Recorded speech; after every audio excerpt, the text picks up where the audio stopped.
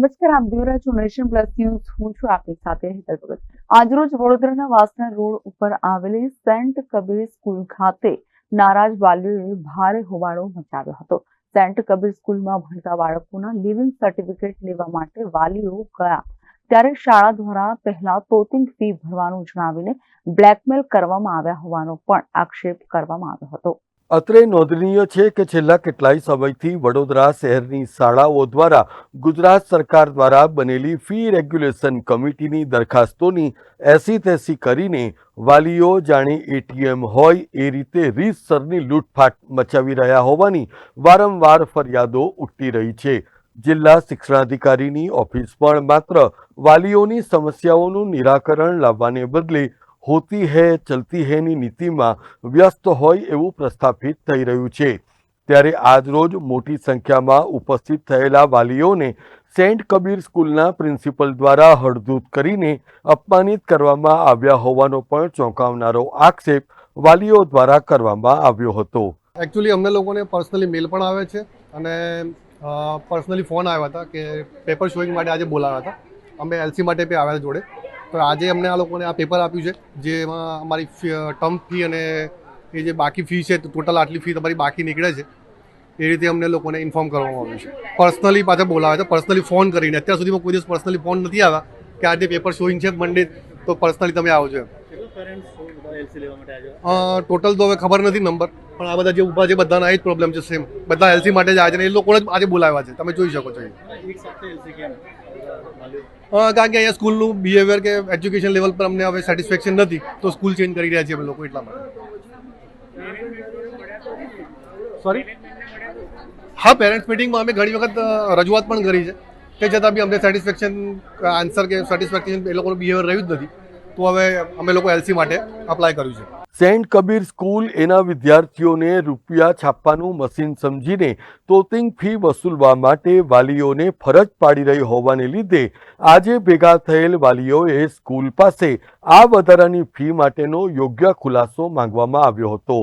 જો કે શાળા દ્વારા વાલીઓને લિવિંગ સર્ટિફિકેટ જોઈતું હશે તો વધારાની ફી પહેલા ભરવી પડશે એવો હઠાગ્રહ કરાતા મામલો બિચક્યો હતો.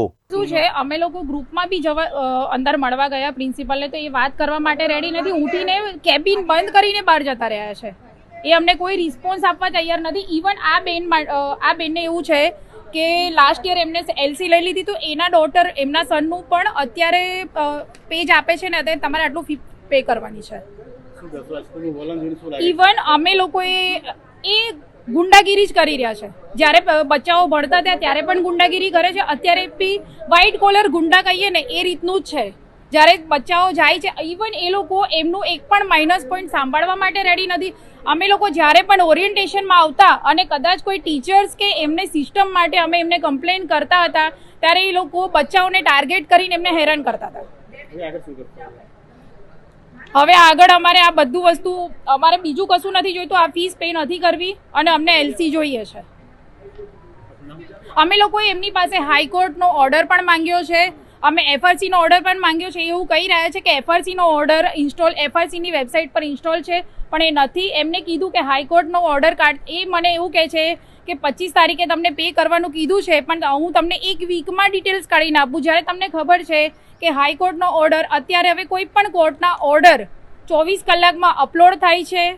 જ્યારે એમને કીધું કે તમારાથી ના થાય તો અમને તમારો કેસ નંબર આપો તો અમે જોઈ અને અપલોડેડ ઓર્ડર જોઈએ, પણ એ એમને કશું કરવું નથી. એ ના જ પાડી રહ્યા છે. અમને એફઆરસીનો ઓર્ડર આપવા પણ તૈયાર નથી અને ઇવન અમને અમારી સાથે મિસબિહેવ કરીને અમને રોકી રહ્યા છે કે અમે એમની સાથે વાત ના કરીએ. આજે અમને લોકોને એલસી માટે બોલાયા હતા અને એલસી પહેલાં અમે લોકોએ ફોર્મ ફિલ કરી દીધું હતું.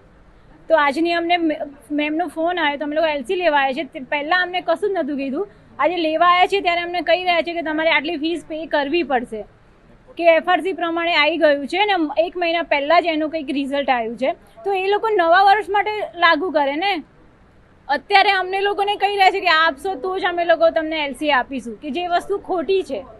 એલસી લેવા પાછળ કારણ શું છે અને આટલી મોટી સંખ્યામાં એક સાથે એલસી કેમ? કેમ કે અહીંયા એજ્યુકેશન સિસ્ટમમાં બી થોડો લોચો છે, પ્લસ બીજું એ છે કે અહીંયા એક્ટિવિટીઝ થોડી એટલા લિમિટથી વધારે થાય છે કે જેની અંદર સિલેબસ કમ્પ્લીટ નથી થતો, અને જ્યારે એક્ઝામ આવે એના 15 કે 10 ડેઝ પહેલાં સિલેબસ કમ્પ્લીટ કરવામાં આવે છે કે જે છોકરાઓને બર્ડન પડે છે.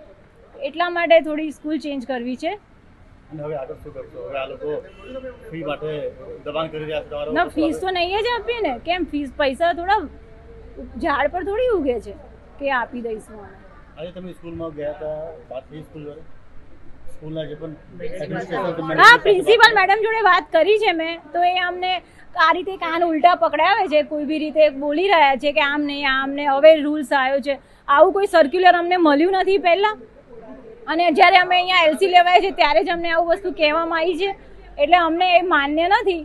એટલે અને એવું કહી રહ્યા છે કે જે લોકો પહેલાં એલસી લઈ લીધા છે એ લોકોને પણ એ નોટિસ ફટકારશે. અત્યારે જે સ્કૂલમાં રનિંગ જે નેક્સ્ટ યર છે ત્યારે બી આપશે, પણ એકચ્યુઅલી કોઈને મેલ મળ્યો જ નથી, એટલે અમને આ માન્ય જ નથી કે એક્સ્ટ્રા ફીસ કેમ આપવાની. આધારભૂત માહિતી પ્રમાણે સેન્ટ કબીર સ્કૂલમાં અભ્યાસ કરતા બીજા ધોરણથી 10મા ધોરણ સુધી અભ્યાસ કરતા બાળકોના લિવિંગ સર્ટિફિકેટ વધારાની અંદાજિત 15,000 રૂપિયા જેટલી ફી નહીં ચૂકવાય તો એલસી નહીં આપવામાં આવે એવી સ્થિતિમાં વિદ્યાર્થીઓનું ભવિષ્ય પણ અંધકારમય બની જાય એવું પ્રતીત થઈ રહ્યું છે. ત્યારે સેન્ટ કબીર સ્કૂલના વાલીઓ દ્વારા પણ શાળાની આ બનવાની સામે ઠેક સુધી લડી લેવાનું નક્કી કરવામાં આવ્યું છે. આજે મને ફોન આવ્યો છે આવી રીતે વાલીનો, તો હું પોતે સોશિયલ વર્કર છું, મારું નામ અક્ષિતાબા સોલંકી છે. તો હું પોતે હમણાં એવું કીધું કે પ્રિન્સિપાલજીને મળીને આપણે આનું સોલ્યુશન થતું હોય તો કરીએ, પણ પ્રિન્સિપાલ જે છે એ મિટિંગમાં બેઠા છે અને એ મળવા માટે માંગતા નથી, ઓનલી પેરેન્ટ્સને મળવા માટે માંગે છે. એ કંઈ પણ હોય, પણ એ એમને એવું કીધું છે.